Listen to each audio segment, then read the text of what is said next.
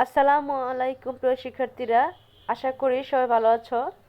তো আজ আমরা ইয়োর ডিসক্রিপশন এখানে আছে, ইয়োর ফিলিংস এখান থেকে আমাদের ক্লাসে শুরু করতে যাচ্ছি। তো এখনও যারা চ্যানেল সাবস্ক্রাইব করনি, প্লিজ চ্যানেল সাবস্ক্রাইব করে বেল আইকন প্রেস করে রাখবে, যেন যখনই আমি নতুন নতুন ভিডিওগুলো আপলোড দিই তোমাদের কাছে পৌঁছে যায়।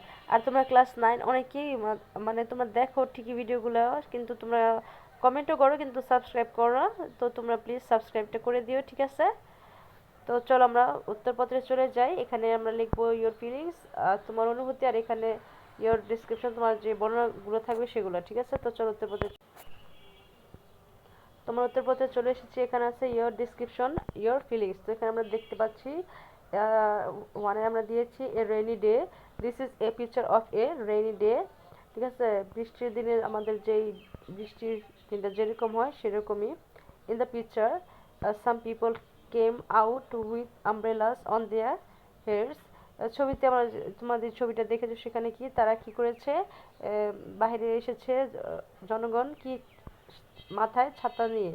Among them are students who came out with school bags on their shoulders and umbrellas on their heads. আর এখানে your feelings, I like rainy days, I enjoy getting wet in the rain. মানে আমি বৃষ্টিতে ভিজতে পছন্দ করি, আমি বৃষ্টির দিন ভালোবাসি।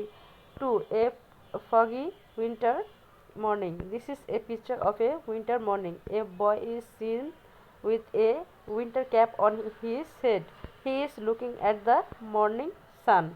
এখানে your feelings, winter is my favorite season, I love the dewy winter morning, the cool breezy. এখন আমরা 3 নাম্বার দেখব স্টর্মি নাইট, ঠিক আছে?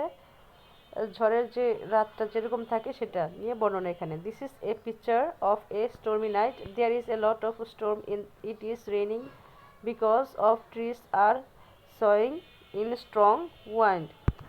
এখানে feelings, I get very scared during storms, I don't like storms cause a lot of damage to people. স্বাভাবিক, ঝড় আসলে সে পছন্দ করে, আমরা কি পছন্দ করি না, কারণ ঝড়ে আমাদের অনেক ক্ষয়ক্ষতি হয়, জনগণের অনেক সমস্যা হয়, ঠিক আছে? এই আর কি। তো এই ছিল আমাদের ছক, আমাদের এই ছকটি কমপ্লিট হয়ে গিয়েছে। এখন আমরা নেক্সটে যাব। এখানে আছে 2.1.2, ask and answer the following question in pairs, then share your response with the class. জোড়ায় নিচের প্রশ্নগুলো আলোচনা করো, তোমার উত্তরগুলো নিচে নিচে শেয়ার করো। এখানে এ নাম্বার আছে ডু ইউ লাভ নেচার, তুমি কি প্রকৃতি ভালোবাসো? বি নাম্বার আছে have you read any poem on nature, তুমি কি কোনো কবিতা পড়েছো প্রকৃতি সম্বন্ধে? তারপরে এখানে আছে how does the poet depict nature in the poem. আর আছে ডি নাম্বার আছে does he use any literary elements like rhyming scenes, images or metaphor to describe nature. E নাম্বারে আছে এখানে do you think the use of literary elements make the poem interesting? তো চলো আমরা উত্তরপত্র একে একে চলে যাই। আমরা প্রথমে এ নাম্বার উত্তরটা দেখি। এ নাম্বার প্রশ্নের উত্তর ছিল yeah, I totally love nature, it is like this amazing playground full of surprise. এটা ছিল এ নাম্বার প্রশ্নের উত্তর। এখন আমরা বি নাম্বার দেখি কি বলা হয়েছে, have you read any poem on nature? তো চলো আমরা বি এর উত্তর, yeah we read this awesome poem called the daffodils by William Wordsworth in our English class. It is all about nature and flowers. এখানে হচ্ছে C number, how does the poet depict nature in the poem? The poet talked about how they stumbled upon a bunch of daffodils and was blown away by how beautiful and cheerful they were. He describes how they danced and fluttered in the breeze, making him feel all happy inside. এখন আমরা ডিমের প্রশ্নটি দেখে নিই। Does he use any literary elements like rhyming schemes, image or metaphor to describe nature? তোমার D number দেখে নিই। Oh yeah, the poet used a bunch of cool stuff. There was the rhyming thing going on, making the poem flow smoothly.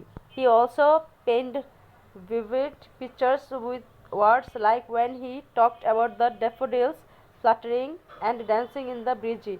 Plus, he compared the daffodils to stars, which was kind of cool. এখন আমরা 9 নম্বর প্রশ্নটি দেখে নিই। Do you think the use of literary elements make the poem interesting? Definitely. All those rhymes and pictures he paint with words made the poem so much more fun to read. It was like going on an adventure with the poet and those daffodils. তো একে একে আমাদের এই সবগুলো প্রশ্ন উত্তর complete হয়ে গেল। তো আমরা নেক্সট ক্লাসটা শুরু করব এখান থেকে 2.2.1 থেকে। তো এখনও যারা চ্যানেল সাবস্ক্রাইব করে প্লিজ চ্যানেলটি সাবস্ক্রাইব করে রাখবে, আর যারা করেছে তাদেরকে অসংখ্য ধন্যবাদ। তো আজ এ পর্যন্তই, সবাই ভালো থেকো, আল্লাহ হাফিজ।